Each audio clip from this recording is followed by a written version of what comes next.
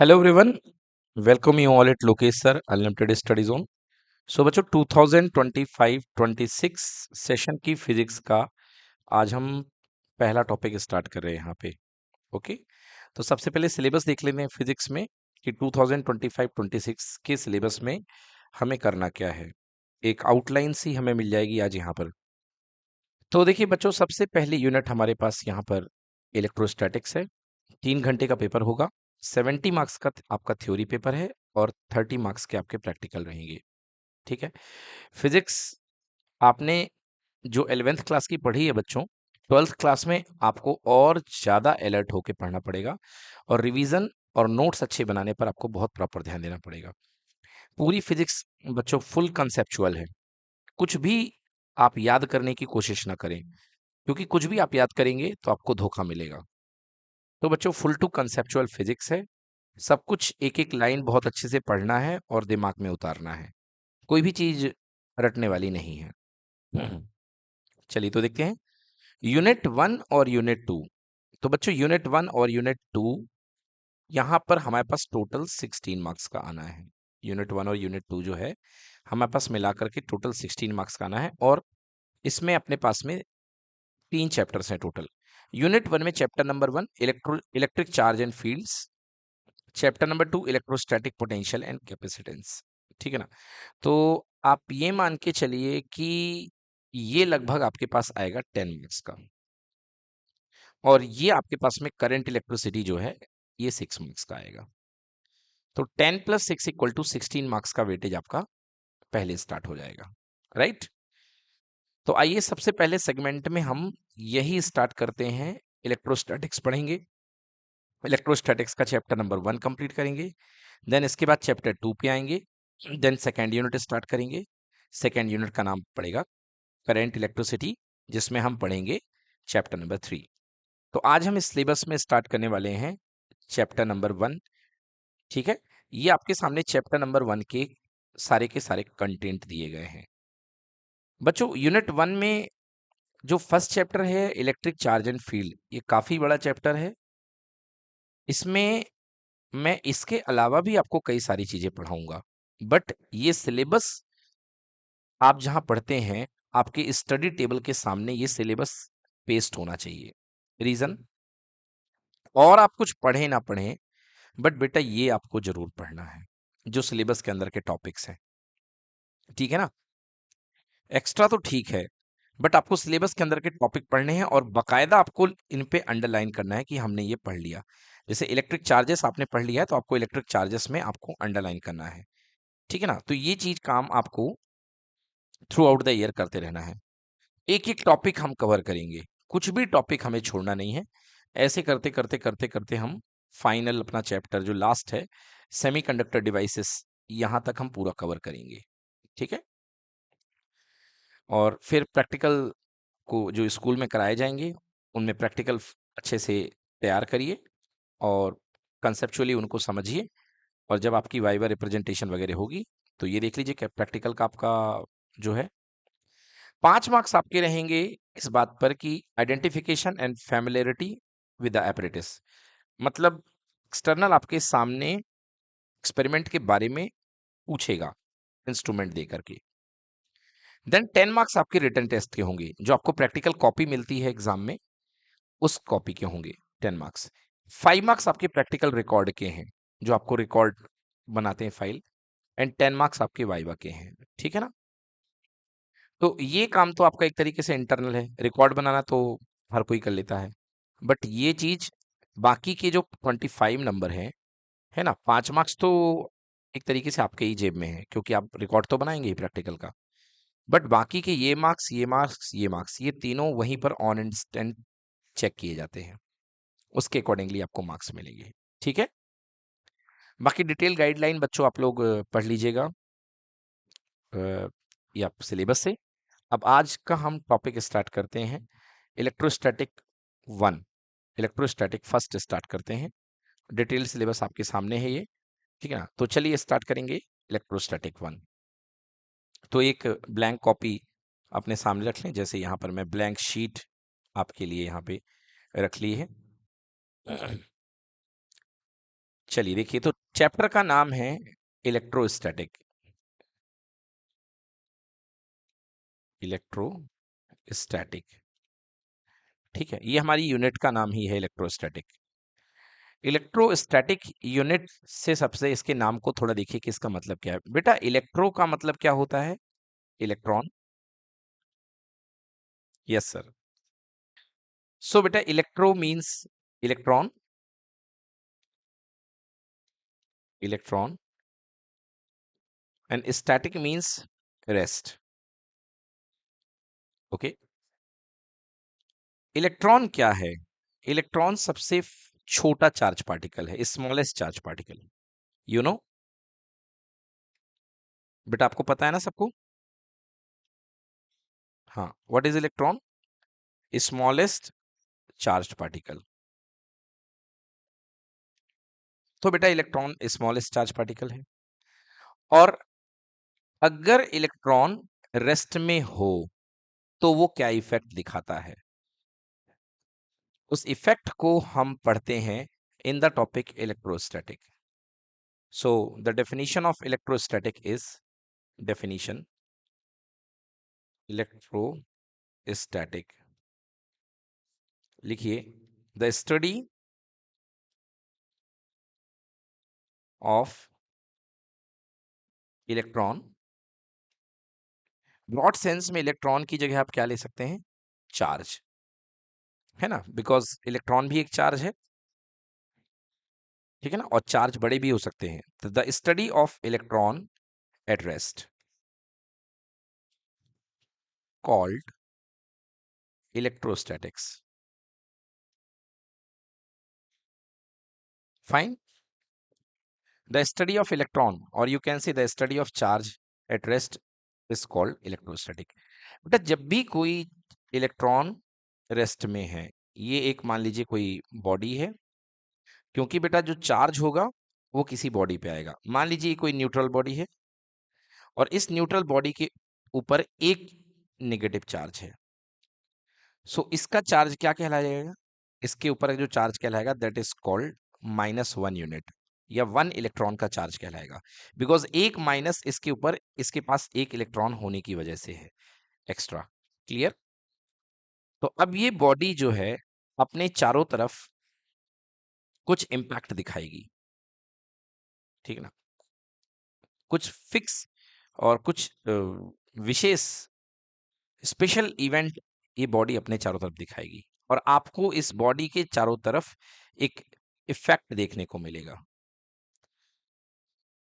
इसके चारों तरफ आपको इफेक्ट देखने को मिलेगा। धीरे धीरे हम बातें करेंगे कि वो इफेक्ट क्या होगा। Okay, so the study of electron, और you can say charge at rest is called electrostatic.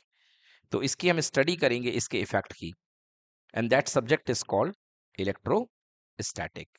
Static means rest, electro means electricity. Okay, ये charge, study of rest charge, simple. Electrostatic का मतलब होता है स्टडी ऑफ रेस्ट चार्ज। जब कोई charge rest में है तो क्या बिहेवियर देखने को मिलता है?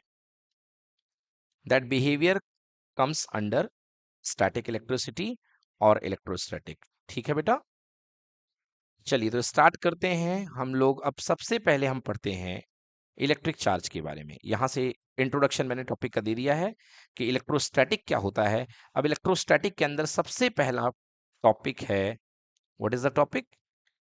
बताइए, दिख रहा है आपको? Electric charge. पहला टॉपिक है इलेक्ट्रिक चार्ज। क्लियर? तो सबसे पहला टॉपिक हमें कवर करने वाले हैं यहाँ पे कि इलेक्ट्रिक चार्ज क्या हुआ करता है। देखिए इलेक्ट्रिक चार्ज क्या है।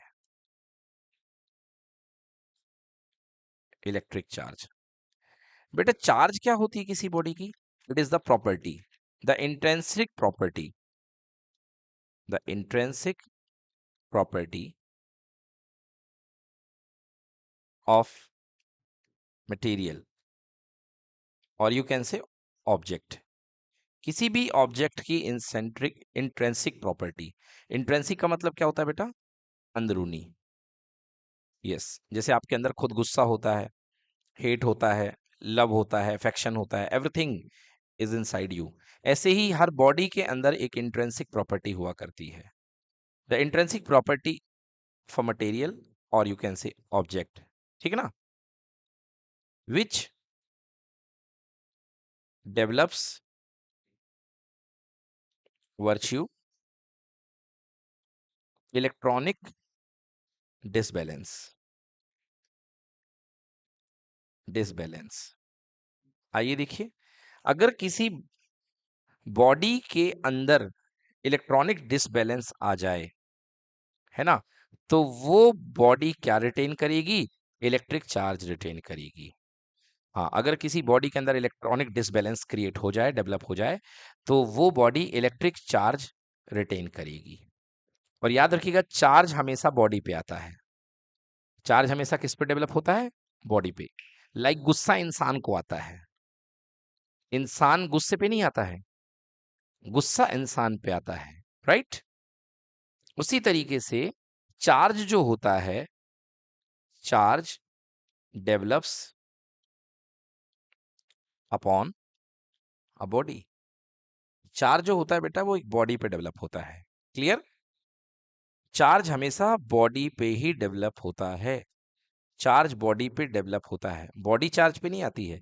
चार्ज हमेशा बॉडी पे डेवलप होगा। अगर बॉडी नहीं होगी तो चार्ज भी डेवलप नहीं होगा। हाँ, और बॉडी के ऊपर जब चार्ज आ जाता है तो उस बॉडी को बोलते हैं चार्ज्ड बॉडी। क्या बोलते हैं बेटा? Charged body. अगर बॉडी के ऊपर चार्ज आ जाता है तो उस बॉडी को हम चार्ज्ड बॉडी बोलते हैं। हाँ, ये देखिए कैसे कैसे चार्ज डेवलप होता है। ये बेटा एक आपके पास में एक बॉडी है, this is called neutral body. ये न्यूट्रल बॉडी है। बेटा न्यूट्रल बॉडी की पहचान होती है कि उसके अंदर जितने इलेक्ट्रॉन होते हैं उतने ही प्रोटॉन होते हैं। Number of electron equals to number of proton, right? चलिए, तो मैं मान लेता हूं कि इस यहां पे नंबर ऑफ इलेक्ट्रॉन और नंबर ऑफ प्रोटॉन इक्वल है। तो नंबर ऑफ इलेक्ट्रॉन के चार्ज से नंबर ऑफ प्रोटॉन का चार्ज कैंसिल हो जाएगा। लाइक यहां पर देखिए, 1 2 3 4 5, 5 माइनस है और आउटर साइड यहाँ पे 5 प्लस है। तो आप देख सकते हैं कि नंबर ऑफ इलेक्ट्रॉन और नंबर ऑफ प्रोटॉन क्या है? इक्वल है। सो total charge of the body, total charge of the body देखिए कितना होगा बेटा। अगर पॉजिटिव चार्ज की बात करेंगे तो कितना चार्ज होगा? +5 यूनिट, ओके। और निगेटिव चार्ज की बात करेंगे तो कितना? -5 यूनिट। क्लियर बेटा? अच्छा, 1 यूनिट कितना होता है? 1 इलेक्ट्रॉन का चार्ज होता है, क्योंकि हाँ, सो बेटा इसको आप लिख सकते हो 5e पॉजिटिव का और प्लस नेगेटिव का 5e। क्योंकि बेटा, क्योंकि प्रोटॉन का चार्ज जो होता है वो that is equal to plus ही होता है और इलेक्ट्रॉन का चार्ज क्या होता है? -e। So they will cancel each other and here the sum equal to 0। So the body is said to be neutral, okay. But we have talk about electronic disbalance. अभी बेटा हमने electronic disbalance की बात करी है। आइए देखते हैं इलेक्ट्रॉनिक डिसबैलेंस किस तरीके से होता है।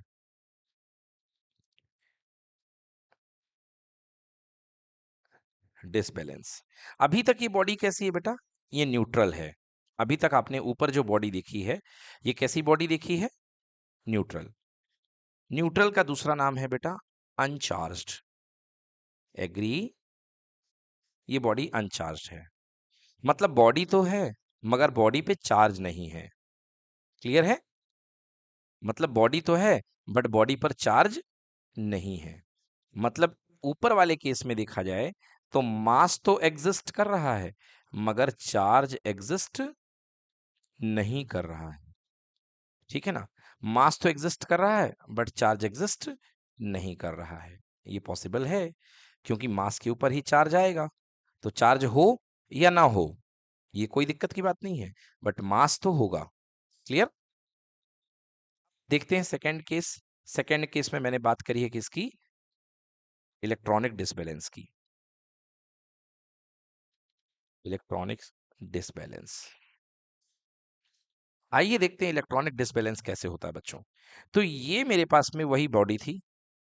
शुरुआत में इसके पास में सेंटर में 5 प्रोटॉन थे, 1 2 3 4 5, and here it is 5 electron, 1 2 3 4 5। थोड़ा नजदीक बना दिया, इनको सही कर दूं, 1 2 3 4 एंड 5। क्लियर बेटा?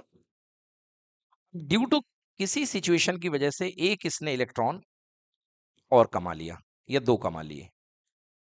चलिए अब देखते हैं इसका नेट चार्ज कितना है।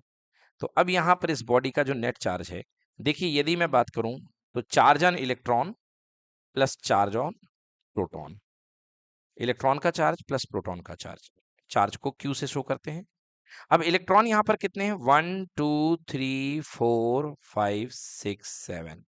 क्लियर बेटा? सो इलेक्ट्रॉन का चार्ज है कितना? 7 इंटू ईच इलेक्ट्रॉन का चार्ज होता है -1 यूनिट। होता है कि नहीं होता? प्लस प्रोटॉन का चार्ज, टोटल कितने प्रोटॉन है? 5, 5 इंटू +1 यूनिट, प्रोटॉन का चार्ज प्लस होता है, राइट? नाउ सो ये हो गया -7 यूनिट और ये हो गया कितना? +5 unit. Okay, now -7 unit +5 unit that is equals to how much? अपने पास में कितना हो जाएगा? -2 यूनिट। क्लियर हो गया? आप इसे चाहें तो -7e और इसे +5e भी लिख सकते हैं। क्लियर हो गया? क्योंकि प्रोटॉन का चार्ज +e कूलम्ब होता है और इलेक्ट्रॉन का चार्ज होता है -e coulomb. So this is equals to how much? Answer -2 electronic charge coulomb. Clear बेटा? तो अब बताइए ये बॉडी चार्ज है कि अनचार्ज है? ओ माय गॉड, कुछ बच्चे यहाँ पे अनचार्ज कैसे कह सकते हैं इसको? अरे भाई बॉडी पे चार्ज है तो ये बॉडी कहलाएगी चार्ज्ड बॉडी। अब ये बॉडी के ऊपर चार्ज 0 नहीं है, so this body says to be charged body. ये बॉडी कैसी है? चार्ज बॉडी है। अनचार्ज होने के लिए बच्चों जो टोटल चार्ज आना पड़ेगा, कितना आना पड़ेगा? 0 आना पड़ेगा। बट यहां पर तो इलेक्ट्रॉन्स ज्यादा हैं, प्रोटॉन कम है, तो इफेक्टिव चार्ज इलेक्ट्रॉन का काउंट होगा। क्लियर? हाँ, तो यहां पर टोटल चार्ज कितना आ रहा है? -2 इलेक्ट्रॉन। क्लियर हो गया? तो ये बॉडी चार्ज बॉडी कहलाएगी। एक दूसरा केस देखते हैं।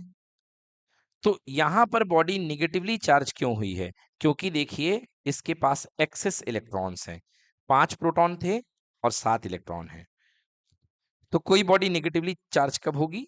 जब वो बाहर से इलेक्ट्रॉन गेन करेगी। यस और नो? तो कोई बॉडी इलेक्ट्रॉन निगेटिवली चार्ज तब होगी जब वो बाहर से इलेक्ट्रॉन गेन करेगी। और कोई बॉडी पॉजिटिवली चार्ज कब होगी? जब वो इलेक्ट्रॉन को डोनेट करेगी। आइए देखते हैं एक नया केस। शुरुआत में मेरे पास मैंने क्या बताया? Electronic disbalance. तो यहां पर डिसबैलेंस क्रिएट हुआ, यहां पर डिसबैलेंस क्रिएट हुआ है क्योंकि जितने पॉजिटिव थे उतने नेगेटिव नहीं है। शुरुआत में जब तक जितने पॉजिटिव उतने नेगेटिव थे तब तक टोटल चार्ज 0 था। बट जैसे ही डिसबैलेंस क्रिएट हो गया, बॉडी क्या हो गई? चार्ज हो गई। शुरू में अनचार्ज थी, अब बॉडी क्या हो गई? चार्ज हो गई। आइए एक और केस देखते हैं। यहां पर 5 प्रोटॉन, 1 2 3 4 5, और यहां पर 5 प्रोटॉन के साथ में 5 इलेक्ट्रॉन, 1 2 3 4 एंड 5, 5 इलेक्ट्रॉन है यहाँ पे। अब क्या होता है कि इस बॉडी की इच्छा हुई कि ये 2 इलेक्ट्रॉन लूज कर दे, और इस बॉडी ने 2 इलेक्ट्रॉन लूज कर दिए। ये देखिए, एक ये इलेक्ट्रॉन लूज कर दिया और एक ये इलेक्ट्रॉन यूज कर दिया।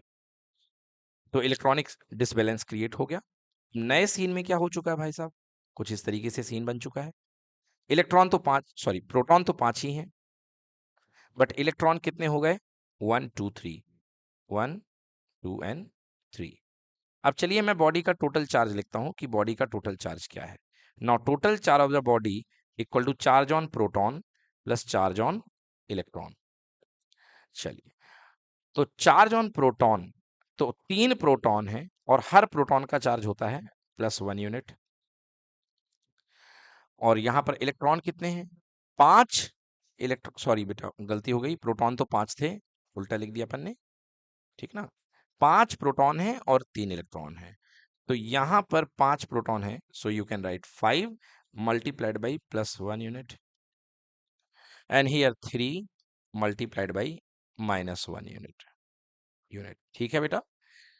सो कितना आंसर आ गया? +5 यूनिट प्रोटॉन का चार्ज और -3 यूनिट इलेक्ट्रॉन का चार्ज। सो आंसर कितना हो गया? +2 यूनिट। बिल्कुल सही। आप इसे मैथ्स की फॉर्म में +2e भी लिख सकते हैं। ओके, क्योंकि प्लस लगा है मतलब प्रोटॉन अधिकता में है, ज्यादा है। तो यहां पर ये बॉडी देखिए कैसी चार्ज हो रही है? पॉजिटिवली चार्ज हो रही है। कैसे चार्ज हो रही है? पॉजिटिवली चार्ज, क्योंकि इस बॉडी ने इलेक्ट्रॉन डोनेट करे हैं, राइट।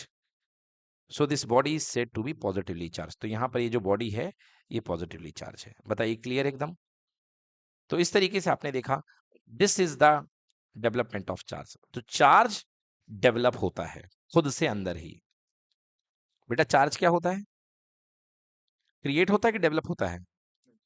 डेवलप होता है। जैसे गुस्सा, गुस्सा आपके अंदर है, गुस्से को कोई बनाता नहीं है, वो आता है ना। सो ऐसे ही चार्ज को कोई क्रिएट नहीं करता है। Charge can neither be created nor be destroyed, it can only develop. Clear हो गया बेटा? हाँ, डेवलप। क्यों डेवलप होता है? Due to electronic disbalance. Clear हुआ? Hmm, disbalance. If number of electron equals to number of proton, then net charge will be 0 and that body is said to be neutral। Neutral कह लो या इसी को क्या कह दो? Uncharged. Agree? If number of proton is greater than number of electron, अगर number of proton number of electron से ज्यादा है, समझ में आ गया? तो प्रोटॉन ज्यादा है इलेक्ट्रॉन कम है, तो क्यू जो आएगा टोटल क्या आएगा? पॉजिटिव आएगा। जो क्यू आएगा पॉजिटिव आएगा। आप इसको ऐसा भी लिख सकते हो, क्यू इज ग्रेटर देन 0, क्योंकि प्रोटॉन ज्यादा है, प्लस ज्यादा है, and that body is said to be positively charged। ये बॉडी क्या कहलाएगी? Positively charged. If number of proton is less than number of electron, मतलब इलेक्ट्रॉन ज्यादा है और प्रोटॉन कम है, so that time q is equals to negative and q is less than 0 and the body is said to be negatively charged। Right guys? So we have the three configuration for the different type of bodies। Clear बेटा? चलिए, जो वो देखिए, आप जान चुके हैं कि चार्ज की डेफिनेशन क्या है। Charge is the intrinsic property of the body. Okay, क्या लिखा है मैंने चार्ज की definition? Electric charge the intrinsic property of the material और you can say of an object which develops virtue electronics disbalance, जो कि इलेक्ट्रॉन के disbalance की वजह से डेवलप होती है। बेटा एक चीज और जान लो कि अगर कोई बॉडी अनचार्ज है, ये आपके पास कोई बॉडी है अगर अनचार्ज है, minus minus minus minus minus और बीच में plus plus plus plus plus, तो यहां पर टोटल बॉडी का चार्ज कितना आ रहा है बताइए? 0, क्योंकि +5 यूनिट इसके पास पॉजिटिव है,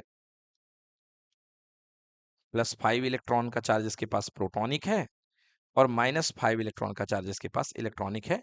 सो दोनों कैंसिल हो गए, नेट चार्ज इक्वल टू कितना हो गया? 0। बोलो क्लियर हुआ? तो मेरा सवाल ये है आपसे कि क्या ये बॉडी अपने सराउंडिंग में क्या कोई इफेक्ट दिखाएगी आपको? बताइए हाँ या ना। ये बॉडी अनचार्ज्ड है, क्या ये अपने सराउंडिंग में कोई इफेक्ट दिखाएगी? बिल्कुल नहीं दिखाएगी। अनचार्ज्ड बॉडी अपने चारों तरफ किसी भी प्रकार का कोई इफेक्ट नहीं शो करेगी बच्चों। समझ में आया? बट यदि मैं इसी की जगह इस तरीके से ले लूं, 5 प्रोटॉन 1 2 3 4 5 एंड 6 इलेक्ट्रॉन 1 2 3 4 5 6, अब बताइए ये बॉडी चार्ज है कि अनचार्ज है? बिल्कुल सही, +5 इलेक्ट्रॉन और यहाँ पे -6 इलेक्ट्रॉन। क्लियर हो गया? तो Q is equals to -E, यानी -1 यूनिट का इसके ऊपर चार्ज है। क्लियर कि नॉट क्लियर? तो ये बॉडी जो है कैसी चार्ज है? निगेटिवली चार्ज है। ओके,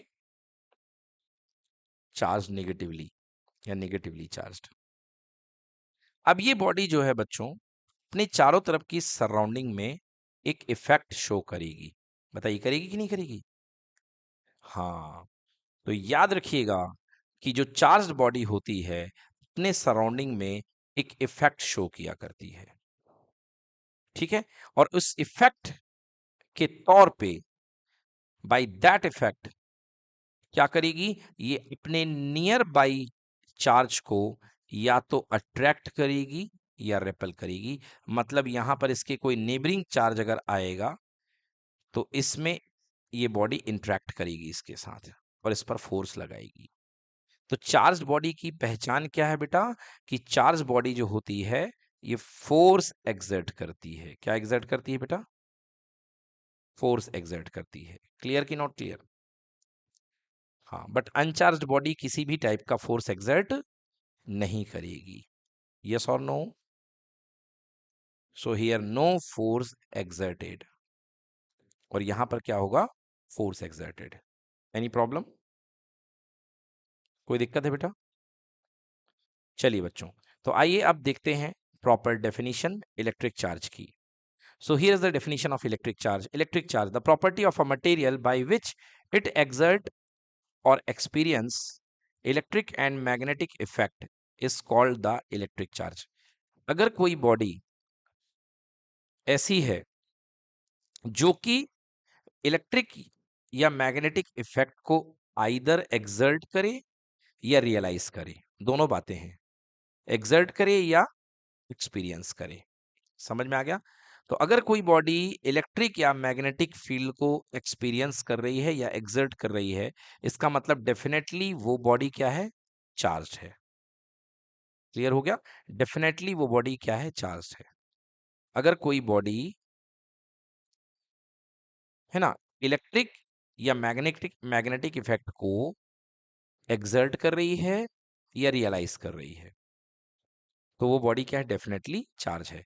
तो what is electric charge? It is the property of material that is developed due to electronic disbalance, as well as by this property it exert or experience electric and magnetic effect। Clear हो गया? तो इस effect के कारण जो body होगी electric और magnetic effect को एक्सर्ट करेगी या रियलाइज करेगी। तो मैं इस बात पर बार बार एम्फेसाइज कर रहा हूं, बार बार जोर दे रहा हूं, ठीक है ना? तो कि कोई जो चार्ज बॉडी होती है, याद रखिएगा, जो चार्ज बॉडी होती है, चार्ज बॉडी, ठीक है ना, क्या करती है? एक्सपीरियंस करती है और एक्सर्ट करती है। एक्सर्ट और एक्सपीरियंस, ठीक है ना? तो यहां पर जो चार्ज बॉडी है, बाय विच इट एक्सर्ट और experience electric and magnetic effect, क्या क्या एक्सर्ट करेगी? Electric and magnetic effect. चलिए पिक्चर से समझते हैं।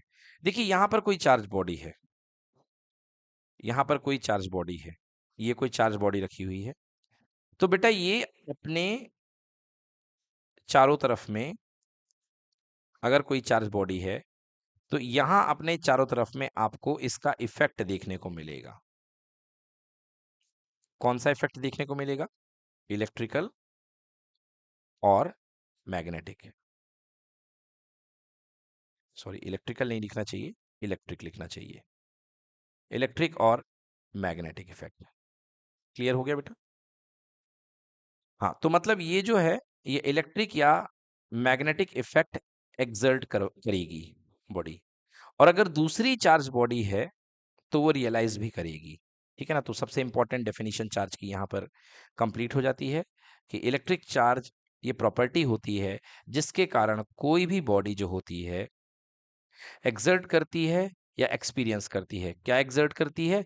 इलेक्ट्रिक एंड मैग्नेटिक इफेक्ट, और एक्सपीरियंस भी करती है electric and magnetic effect. Clear कि नॉट क्लियर? चलिए एग्जाम्पल देखते हैं। Experience of seeing a spark और hearing a crackle when we take off our synthetic cloth. आप जब सिंथेटिक क्लॉथ को रिमूव करते हैं अपनी बॉडी से, तो आपने देखे होंगे चिटचिटाहट की आवाज आती है कई बार गर्मियों के समय में, है ना? या ऐसा नहीं गर्मी के समय में, एवरी टाइम आती है, ठंड में भी आती है। तो वहां पर क्यों आती है? क्योंकि आपकी बॉडी चार्ज हो जाती है। क्या हो जाती है? चार्ज हो जाती है। ठीक ना? कपड़े भी चार्ज हो जाते हैं और आपको इलेक्ट्रिक इफेक्ट देखने को मिलता है। क्लियर? आसमान में बादल जब आपस में एक दूसरे से टकराते हैं, तो आपको लाइटनिंग इफेक्ट देखने को मिलता है। मिलता है कि नहीं मिलता है? आसमान में जब बादल एक दूसरे से टकराते हैं, तो आपको लाइटनिंग इफेक्ट, एक दूसरे से टकराने के साथ लाइटनिंग इफेक्ट देखने को मिलता है। बड़ी जोर की लाइटनिंग होती है। तो ये भी क्यों होती है? क्योंकि इनके पास क्या होता है? इलेक्ट्रिक इफेक्ट होता है, और ये इलेक्ट्रिक फील्ड एक दूसरे से टकराते हैं, तो इलेक्ट्रिक स्पार्क जनरेट होता है। क्लियर बेटा? So this is the phenomenon related to the charges. So electric charge की बात हो चुकी है। देन इसके बाद हमने एक्सपीरियंस वाली बात कर ली। नाउ इलेक्ट्रोस्टैटिक की बात करते हैं। The branch of physics which deal with the study of charges at rest. Exactly, अगर चार्ज रेस्ट में है और हम इसकी स्टडी करना चाह रहे हैं, if the charge is at rest then it is called static charges. If the charges are at rest then the charges are said to be static charges, right? और हम स्टैटिक चार्जेस की study करते हैं। सो ये property, the branch of physics, this branch of physics is called electrostatics. Clear बेटा? अब यदि charge rest में है, तो क्या क्या आपको इससे देखने को मिलेगा? चलिए यहां पर मैं एक चार्ज ले लेता हूं। मेरे पास एक चार्ज है, +1 यूनिट चार्ज है। क्लियर हो गया बेटा? तो +1 यूनिट चार्ज है मेरे पास में, और अगर ये बॉडी चार्ज है, क्योंकि Q is equals to +1 unit है इसके पास में, तो और ये बॉडी रेस्ट में है। रेस्ट में है मतलब इस बॉडी का इनिशियल स्पीड कितनी है? 0। अगर ये बॉडी रेस्ट में है, तो आपको क्या क्या देखने को मिलेगा? क्या क्या चीजें इसके चारों तरफ आपको देखने को मिलेंगी? उन चीजों की मैं बातें कर लेता हूं, ठीक ना? कि आपको कौन कौन सी चीजें आपको देखने को मिलेगी। चलिए देखते हैं। तो अगर ये बॉडी रेस्ट में है, तो आपको इसके चारों तरफ एक फील्ड देखने को मिलता है। That field is called electric field. क्या कहलाएगा बेटा? Electric field. ये बॉडी जो है, किसी दूसरे नेबरिंग चार्ज पर फोर्स लगाएगी, आइदर अट्रैक्शन या रिपल्सन। तो ये जो फोर्स कहलाएगा, इसको आप बोलेंगे इलेक्ट्रिक फोर्स। क्या बोलेंगे बेटा? Electric force. और हर पॉइंट पर इस चार्ज के कारण एक लेवल ऑफ एनर्जी डेवलप होगा। उस लेवल ऑफ एनर्जी को बोलेंगे इलेक्ट्रिक पोटेंशियल। क्या बोलेंगे बेटा? Electric potential. यस। तो हमें स्टैटिक इलेक्ट्रिसिटी के अंदर, इफेक्ट ऑफ रेस्ट चार्ज के अंदर, तीन बातों को पढ़ना है। अगर कोई चार्ज रेस्ट मोड में है, तो हमको वहां पे इलेक्ट्रिक फील्ड देखने को मिलेगा, हमें इलेक्ट्रिक फोर्स देखने को मिलेगा, हमें इलेक्ट्रिक पोटेंशियल देखने को मिलेगा। बोलिए क्लियर कि not clear? So the branch of physics which deals with the study of charges at rest, static charges, that is called. Okay, and in this electrostatics we will deal with the forces. Okay, हम force के साथ पढ़ेंगे, है ना? हम किसके साथ deal करेंगे? with the we deal with the forces with field and potential due to these charges is called electrostatic or electricity, static electricity. Clear हो गया? डेफिनेशन अच्छे से पढ़ लीजिए बच्चों, थोड़ा सा नया सब्जेक्ट है, शुरुआत में दिक्कत होगी आपको। तो फिजिक्स की वो ब्रांच जिसके अंदर हम चार्ज को रेस्ट मोड में स्टडी करेंगे, और जब चार्ज रेस्ट मोड में स्टडी करेगा, तो हम इसके तीन इफेक्ट देखने को मिलेंगे। पहला इफेक्ट देखने को मिलेगा इसका इलेक्ट्रोस्टैटिक फोर्स, मतलब ये जिस बॉडी पर फोर्स लगाएगा, नेबरिंग बॉडी पर या नेबरिंग चार्ज पर फोर्स लगाएगा, तो ये फोर्स कहलाएगा इलेक्ट्रिक फोर्स या इलेक्ट्रोस्टैटिक फोर्स। क्लियर? इस फोर्स का पूरा नाम क्या होगा? Electrostatic force. फोर्स ये भी हमको देखने को मिलेगा as a effect of rest charge. हमको पर्टिकुलर डिस्टेंस तक इसका फील्ड देखने को मिलेगा इस चार्ज का, जहां तक इसकी दादागिरी चलेगी चार्ज की, तो वो कहलाएगा इलेक्ट्रिक फील्ड या इलेक्ट्रोस्टैटिक फील्ड। तीसरी चीज, हमको इसका लेवल ऑफ एनर्जी देखने को मिलेगा, that is called electrostatic potential. Clear हुआ बेटा? सो हमको इलेक्ट्रोस्टैटिक पोटेंशियल भी देखने को मिलेगा। यस, चलिए now important fact about charge. एक तरीके से हमने इंट्रोडक्शन ऑफ चार्ज पढ़ लिया है। अब हम पढ़ने वाले हैं इलेक्ट्रिक चार्जेस के बारे में, हमने पढ़ लिया है। अब हम पढ़ने वाले हैं प्रॉपर्टीज ऑफ चार्जेस। ठीक है, तो हमारी हेडिंग क्या बनेगी? Properties of charges. Properties of charge. तो देखिए बेटा, प्रॉपर्टीज ऑफ चार्ज में सबसे पहली प्रॉपर्टी, ये देखिए पहली प्रॉपर्टी क्या कह रही है? There are only two type of electric charge. बेटा दो टाइप के इलेक्ट्रिक चार्ज होते हैं, एक होता है पॉजिटिव, दूसरा होता है नेगेटिव। ये तो आप जानते ही हैं बच्चों। पॉजिटिव चार्ज क्यों डेवलप होता है? Due to donation of electron. अगर कोई बॉडी इलेक्ट्रॉन डोनेट कर देती है तो क्या बन जाती है? Positively charge. Negatively charge body कब बनती है बेटा? जब वो इलेक्ट्रॉन एक्सेप्ट कर देती है। Clear? Now like charges are repel each other and unlike charges are attract each other. ये तो आप बहुत अच्छे से जानते हैं कि बेटा जो लाइक चार्जेस होते हैं वो एक दूसरे को रिपेल करते हैं, और अनलाइक चार्जेस जो होते हैं वो एक दूसरे को क्या करते हैं? अट्रैक्ट करते हैं। क्लियर है ना ये बात आपको? हाँ, तो ये प्रॉपर्टी तो आपको पता ही, इसमें कुछ बताने जैसा है नहीं, कि लाइक चार्जेस एक दूसरे को रिपेल करेंगे। तो लाइक पॉजिटिव पॉजिटिव है तो ये एक दूसरे को क्या करेंगे बेटा? रिपेल करेंगे। नेगेटिव नेगेटिव है, ये भी एक दूसरे को रिपेल करेंगे। बट पॉजिटिव और नेगेटिव हैं तो ये एक दूसरे को क्या करेंगे बेटा? अट्रैक्ट करेंगे। Clear? So like charges are repel each other and unlike charges are attract each other. The unlike charges nullify cancel the each other effect while they come in contact. Therefore, the charges are named as positive and negative by American scientist Benjamin Franklin. बेटा यहाँ पर ये कहा जा रहा है कि अगर कोई चार्ज पॉजिटिव क्यू है और वो नेगेटिव क्यू के पास में आ जाता है तो एक दूसरे के इफेक्ट को ये कैंसिल कर देते हैं और नेट चार्ज कितना हो जाता है? जीरो। अगर एक दूसरे को टच कर देते हो कांटेक्ट में आकर के, then the total charge becomes zero, right? And so this positive and negative identification is given by the American scientist Benjamin Franklin, right? Next, normally the material are electrically neutral as they do not contain charges big, ठीक है ना? Because proton और electron exactly balance amount में होते हैं, means number of proton equal to number of electron, ठीक है ना? जैसे जो भी होती हैं नॉर्मली न्यूट्रल हुआ करती हैं, तो उनको आप कहोगे अनचार्ज बॉडी। तो normally the materials are electrically neutral और you can say electrically uncharged. Clear बेटा? Okay, next fifth point, the electron of the outermost orbit of an atom are far from the nucleus, so these electrons are loosely bounded with the nucleus and can be separated easily from the orbit by giving some energy. These electrons are then called free electron. बेटा ये कहा जा रहा है इसमें कि इसमें जो इलेक्ट्रॉन्स हुआ करते हैं वो लूजली बाउंडेड होते हैं बॉडीज में, जो बाहर के इलेक्ट्रॉन होते हैं।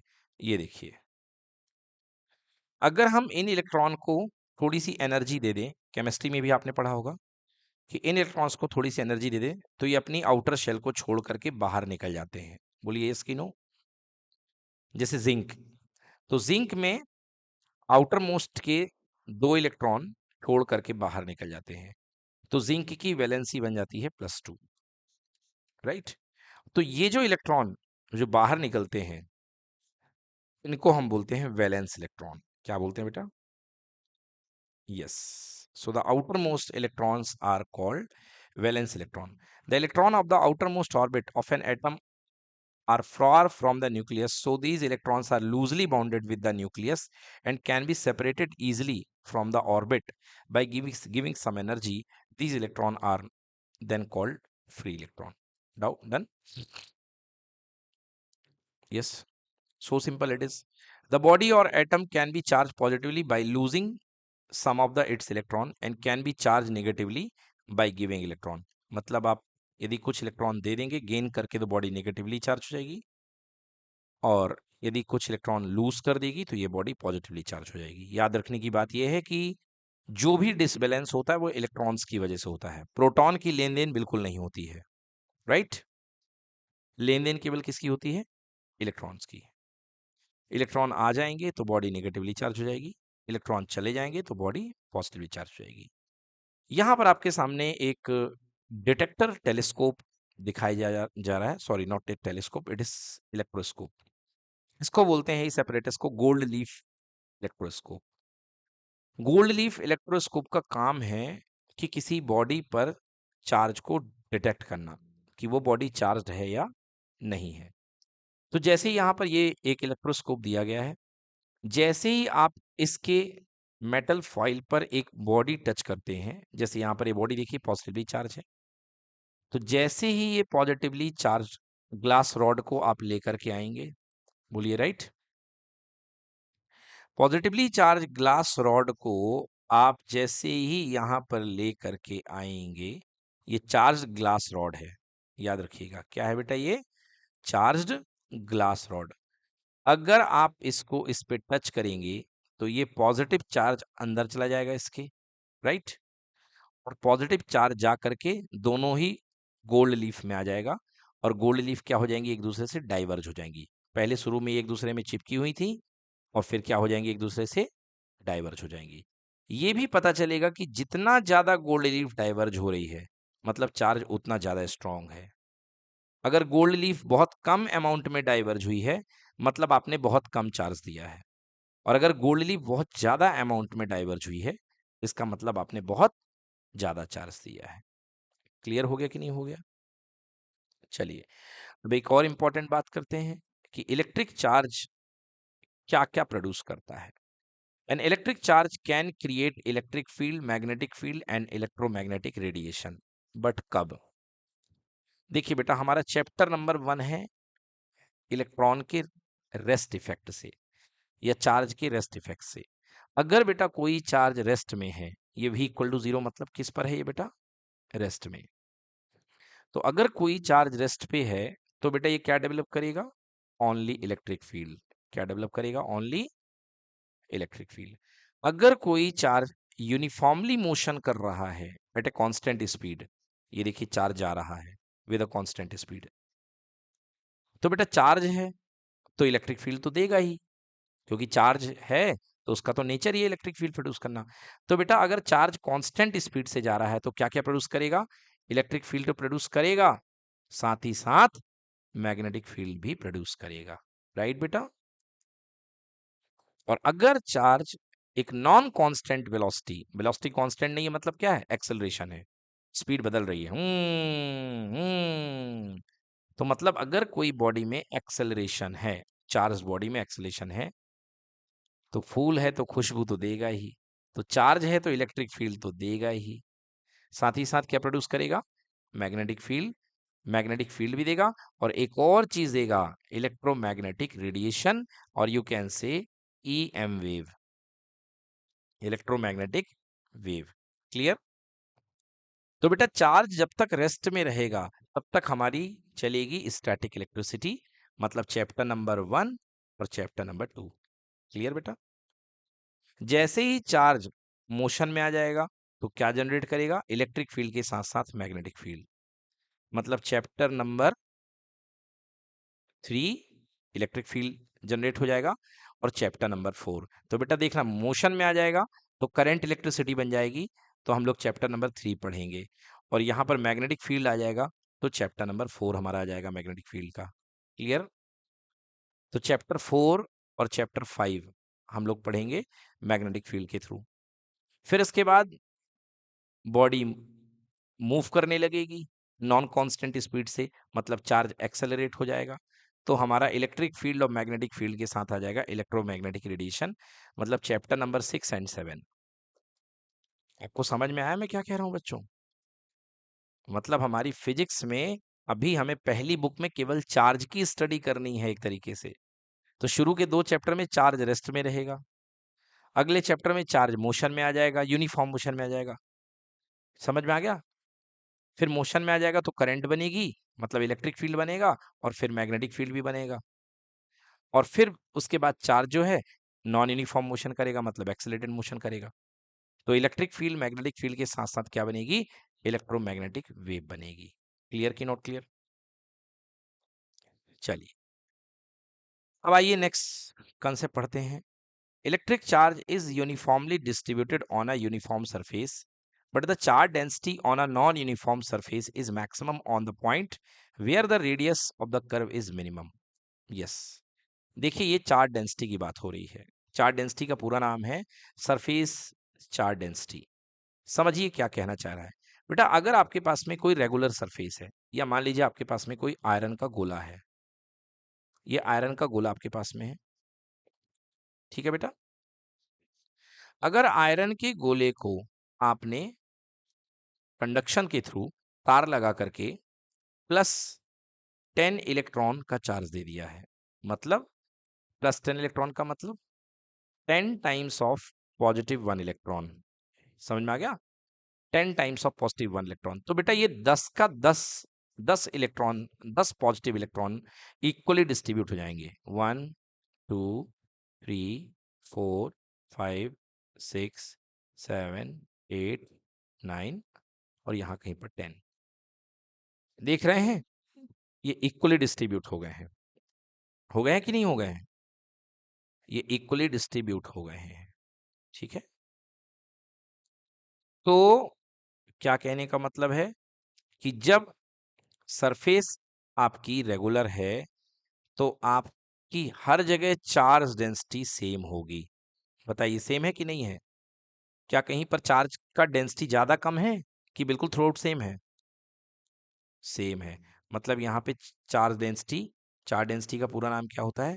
Surface charge density. किससे शो करते हैं बेटा? सिग्मा से।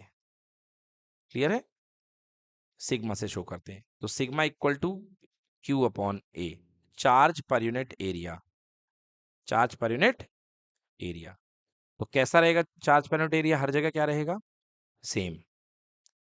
सेम रहेगा, मतलब इसी को क्या बोलते हैं? यूनिफॉर्म। तो मतलब हर जगह यहाँ पर जो चार्ज का कंसंट्रेशन है वो बिल्कुल बराबर बराबर है।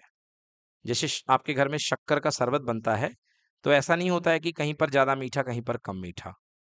हर जगह शरबत की कंसंट्रेशन इक्वल होती कि नहीं होती है? हाँ। तो क्योंकि यहाँ पर सरफेस जो है, ये सरफेस यहाँ पर यूनिफॉर्म है, यूनिफॉर्म सरफेस है, इसलिए यहाँ पर चार्ज डेंसिटी हर जगह इक्वल मिलेगी। बोलिए यस की नो?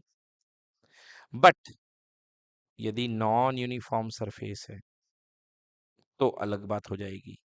देखिए यदि नॉन यूनिफॉर्म सरफेस है, इस तरीके की सरफेस है, तो चार्ज डेंसिटी जो है किस तरीके से डेवलप होगी? देखिए यहां पर देखिए चार्जेस ज्यादा आएंगे। क्लियर? और यहां पर चार्जेस क्या हो जाएंगे? कम हो जाएंगे। इधर पे ज्यादा रहेंगे एकदम। मतलब शार्प एजेस पे चार्ज डेंसिटी हमेशा क्या होती है? मैक्सिमम होती है। क्लियर? शार्प एजेस पे चार्ज डेंसिटी हमेशा ज्यादा होती है, और फ्लैट एजेस पे चार्ज डेंसिटी क्या हो जाती है? कम हो जाती है। मगर ये बेटा कब अप्लाई होगा? ये किसके लिए अप्लाई होगा? यूनिफॉर्म सरफेस की non uniform surface? Non uniform surface के लिए। समझ में आया बेटा?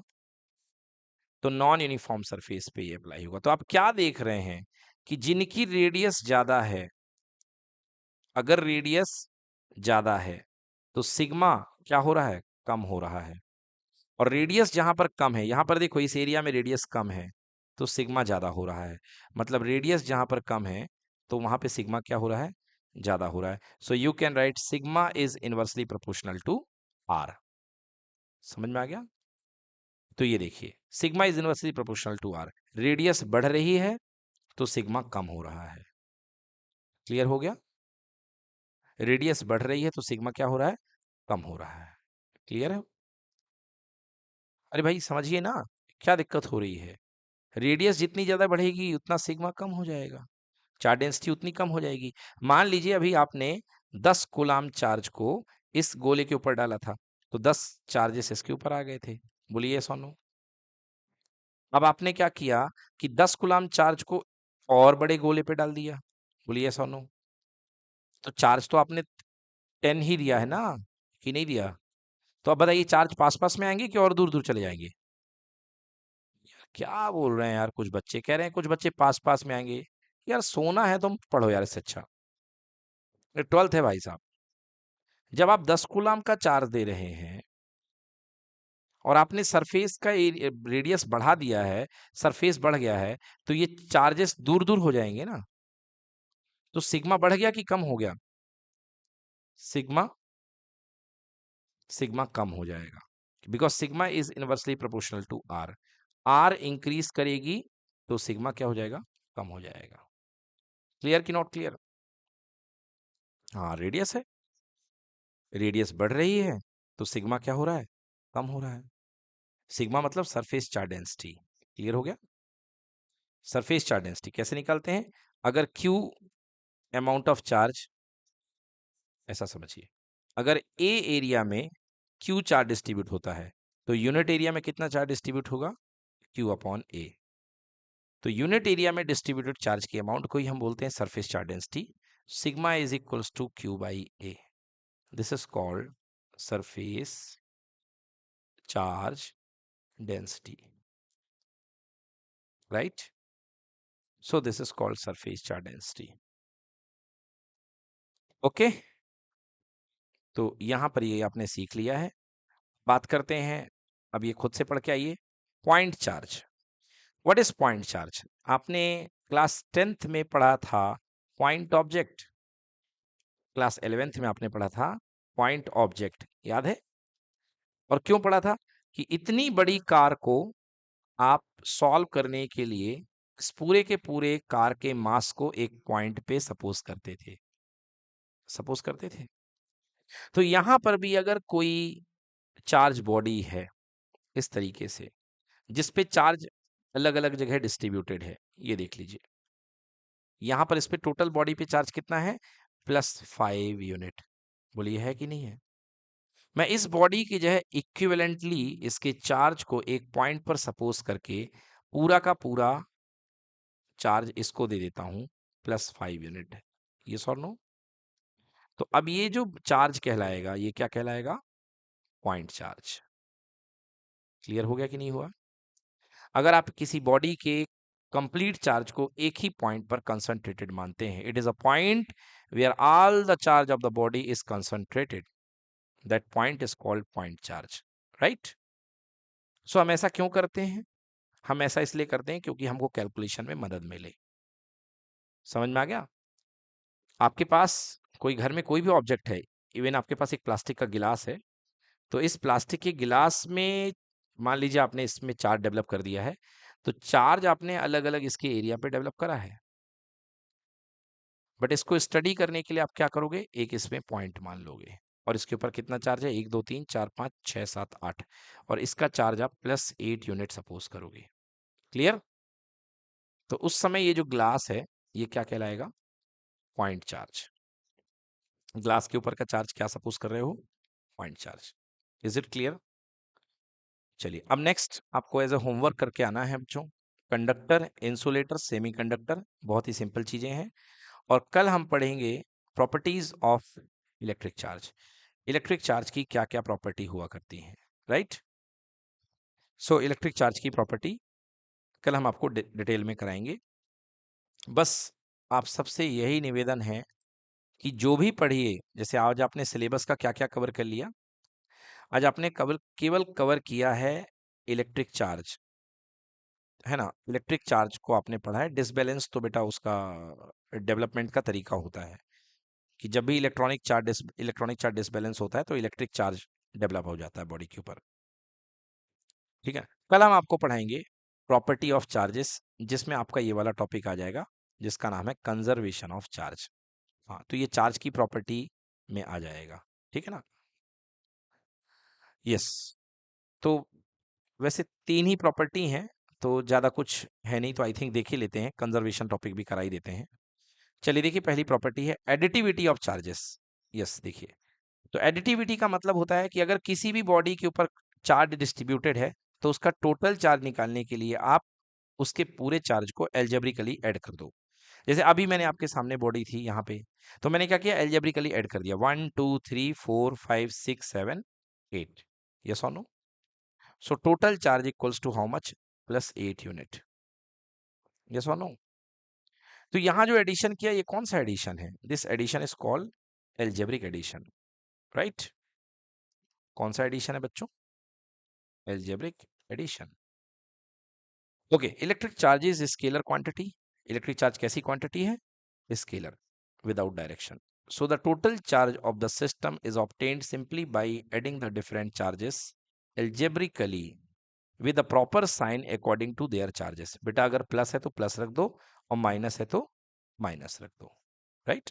जैसे यहाँ पर मैं कुछ चार्जेस ले लेता हूँ आपके सामने, +2 कूलाम, -3 कूलाम, +5 कूलाम, -6 कूलाम। बताइए टोटल चार्ज कितना होगा इस बॉडी का? ये इस कंप्लीट बॉडी का टोटल चार्ज कितना हो जाएगा? ओके, Q इक्वल टू 2 + 5 7 + 7 है, राइट? और 3 -3 -6 कितना हो जाएगा? -9। So total charge is equals to -2 coulomb. Clear की not clear? Next property, charge is conserved. So मैंने आपको बताया, charge can neither be created nor be destroyed, it can only transferred from one body to the another body. Yes और no? Means total charge of a system is always conserved या always reserved. किसी system का total charge हमेशा fix रहता है, right? Like यहां देखिए, glass और सिल्क है। रब करने के पहले आपने देखा होगा, स्कूल में आपने स्केल को अपने बालों पे रगड़ा है और रगड़ करके आपने उससे पेपर के पीसेस उछाले हैं, राइट? हाँ, तो रगड़ने के पहले आपकी स्केल अनचार्ज थी, बट रगड़ने के बाद क्या हो गई? आपकी स्केल चार्ज हो गई। क्लियर? तो इसी तरीके से रगड़ने के पहले ग्लास के ऊपर चार्ज कितना था? 0। सिल्क के ऊपर चार्ज कितना था? 0। रगड़ने के बाद ग्लास ने 5 इलेक्ट्रॉन दे दिए सिल्क को।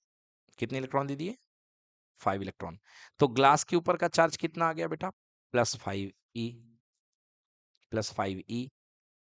और सिल्क के ऊपर का चार्ज कितना हो गया? -5e। So the total charge equal to +5e and -5e। Add कर देंगे तो बताइए टोटल कैंसिल हो गए और your answer will be equal to 0। Clear? Any problem? No. चलिए, next third property is quantization of charge. Quantization of charge का मतलब क्या है, इसको अच्छे से समझिए। ये कोई बॉडी आपके पास में है बेटा, ये बॉडी ए है और ये बॉडी बी है। शुरुआत में दोनों न्यूट्रल हैं, मतलब number of electron equal to number of proton. Net charge इस बॉडी का कितना है बेटा? 0। यहां भी number of electron number of proton के इक्वल है। So net charge of body be equal to कितना बेटा? 0। क्लियर? अब चलिए देखिए, पहला केस देखिए, फर्स्ट केस देखिए। इस बॉडी का एक इलेक्ट्रॉन निकल करके इसके अंदर चला गया। बोलिए, चला गया कि नहीं चला गया? तो चलिए, फर्स्ट केस में इस बॉडी का चार्ज QA, एक इलेक्ट्रॉन निकल गया, मतलब इसके पास एक इलेक्ट्रॉन की कमी आ जाएगी और एक इलेक्ट्रॉन की इसके अंदर अधिकता आ जाएगी। सो फर्स्ट बॉडी का चार्ज बताइए कितना होगा? +E हो जाएगा कि नहीं हो जाएगा? और यहां पर QB इक्वल टू कितना हो जाएगा? -E, negative E, right? Second case में फिर एक इलेक्ट्रॉन इसके पास चला गया, तो इसके पास 2 इलेक्ट्रॉन हो गए ज्यादा और इसके पास 2 इलेक्ट्रॉन हो गए कम। तो QA सेकेंड केस में कितना हो गया? +2E। और QB कितना हो गया? -2E, right? थर्ड केस में इलेक्ट्रॉन एक और निकल गया, तो थर्ड केस में QA equal to +3E and QB equal to -3E, right? तो आप क्या देख रहे हैं कि जो भी चार्ज किसी बॉडी पे बन रहा है, वो इलेक्ट्रॉन के चार्ज का कंप्लीट मल्टीपल बन रहा है। बोलिए यस और नो? मतलब total charge on a body is the integral multiple of electron. Yes और नो? एन यहाँ इंटीजर है, एन यहाँ पे क्या है? इंटीजर है कि नहीं है बताइए, क्योंकि एन की वैल्यू पॉजिटिव भी है नेगेटिव भी है, so n belongs to integer, n belongs to integer. Clear? So this concept is called quantization of charge. क्या कहलाता है बेटा ये? Quantization of charge. क्लियर बेटा? इस कंसेप्ट को हम क्वांटाइजेशन ऑफ चार्ज बोलते हैं। मतलब कि किसी बॉडी पर जो टोटल चार्ज होता है वो क्वांटाइज होता है, मतलब बंडल की फॉर्म में होता है। किसका बंडल? इलेक्ट्रॉन का पैकेट इलेक्ट्रॉन्स के बंडल की फॉर्म में होता है, मतलब इलेक्ट्रॉन का मल्टीपल फॉर्म में पाया जाएगा।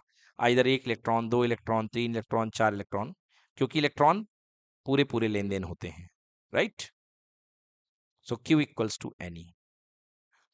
कुछ लोग इसको ऐसा भी लिखते हैं, Q equal to plus minus N E, क्योंकि दो प्रकार के चार्ज होते हैं। जो ले रहा है वो नेगेटिव हो जाएगा, और जो दे रहा है वो क्या हो जाएगा? पॉजिटिव हो जाएगा, right? So the total charge is equals to Q equal to plus minus NE. Here N equal to 0, 1, 2, 3 up to infinity. And E is called the fundamental charge. E is called fundamental charge. And the value of fundamental charge is charge on electron. लिख लो बेटा 1.602, तो 1.6 ही रहने दो, into 10 की power minus 19 गुलाम। Clear हो गया बेटा? So the unit of electric charge is called coulomb. Electric charge की यूनिट क्या होती है? कूलम होती है। Any problem? अब 1 कूलम कितना होता है? चलिए निकालते हैं कि how much electron in 1 coulomb. एक कूलम में कितने इलेक्ट्रॉन्स होते हैं, ये हम कैलकुलेट करने वाले हैं। Okay, number of electrons in 1 coulomb. Last question, अच्छे से ध्यान दीजिए। Number of electrons in 1 coulomb. देखिए, सबसे छोटी यूनिट क्या होती है चार्ज की? कूलम होती है, ई होती है। सबसे छोटा चार्ज इलेक्ट्रॉन का चार्ज होता है, ई इक्वल टू 1.6 इंटू 10 की पावर माइनस 19 कूलम। ठीक है, अब हम पता करने वाले हैं कि एक कूलम में कितने इलेक्ट्रॉन्स होते हैं। तो फॉर्मूला लगाइए, क्या होता है? Q equal to N E, right? Q equal to N E. Now इस उस बॉडी का चार्ज कितना है? एक कूलम। एन हमको पता करना है कि उसके अंदर कितने इलेक्ट्रॉन्स हैं, और इलेक्ट्रॉन का चार्ज 1.6 इंटू 10 की पावर माइनस 19 कूलम।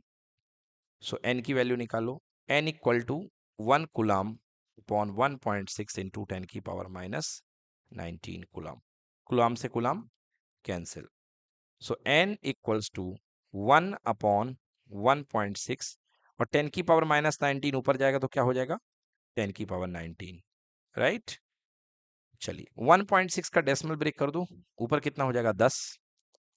एक जीरो इससे ले लो तो ये बन जाएगा 100, और एक जीरो ले लिया है तो ये 10 की पावर 18 अपॉन हाउ मच? 16। तो बेटा इसको सॉल्व कर लो, 16 में 100 का डिवाइड करते हैं तो आई थिंक 6.25 आएगा। 100 divide by 16, 100 divide by 16, that is equal to 6.25 exactly. तो बेटा आंसर कितना आ गया? 6.25 इंटू 10 की पावर 18 इलेक्ट्रॉन्स। समझ में आ गया? ओ माय गॉड, बहुत ह्यूज नंबर ऑफ इलेक्ट्रॉन्स है, मतलब 1 कूलम चार्ज एक बहुत बड़ा चार्ज है। 1 कूलम के अंदर देख लीजिए 10 की पावर 18 इलेक्ट्रॉन्स, कितने सारे हैं। यदि इसके 2 जीरो हटा दूं मैं तो 625 इंटू 10 की पावर 16 इलेक्ट्रॉन। जब इतने इलेक्ट्रॉन मिल जाएंगे तब क्या बनाएंगे? एक कूलम चार्ज बनाएंगे। क्लियर हो गया? So this is done. तो देख लीजिए लिखा हुआ है कि 1 coulomb the total charge on 6.24 into 10 की power 18 electron is equal to 1 coulomb. मतलब इतने सारे चार्जेस को, इलेक्ट्रॉन्स को मिला के जो चार्ज बनेगा वो होगा 1 कूलम। क्लियर? तो यहां पर आज हमने आपको प्रॉपर्टी ऑफ चार्जेस भी पढ़ा दी, कंजर्वेशन ऑफ चार्ज भी आपका कंप्लीट हो गया। क्लियर हो गया बेटा? और कल हम पढ़ेंगे कूलम का लॉ, कूलम्स लॉ। ठीक है ना? कल हम पढ़ेंगे आपका कूलम्स लॉ।